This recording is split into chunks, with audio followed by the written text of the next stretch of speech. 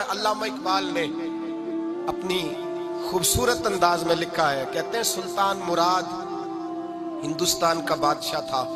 इकबाल ने लिखा है, इकबाल कहते हैं उसने एक मिस्त्री को बुलाया मस्जिद बनाने के लिए। कहा इस तरह की बनाना मेरा दिल खुश हो जाए।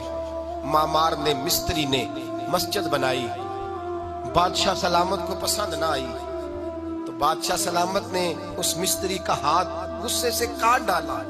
पूछ कोई नहीं ना सकता। वो सीधा काजी की अदालत में कटा हुआ हाथ लेके गया और काजी के दरवाजे पे जाके कहने लगा, मैं पूछ सकता हूं आप किसका कलमा पढ़ते हैं? पूछ सकता हूं? तो काजी कहते मेरी कुर्सी भी कांपने लगी और जिस कमरे में बैठा था वो कमरा भी कांपने लगा। मैंने कहा सवाली तो बात कर, कहानी पहले बताओ कलमा किसका पढ़ते हो? तो काजी कहता है मेरी आंखें बरस पड़ी। मैंने कहा मैं उसके कलमा पढ़ता हूं जो दुनिया में भी मेरा वारिस है।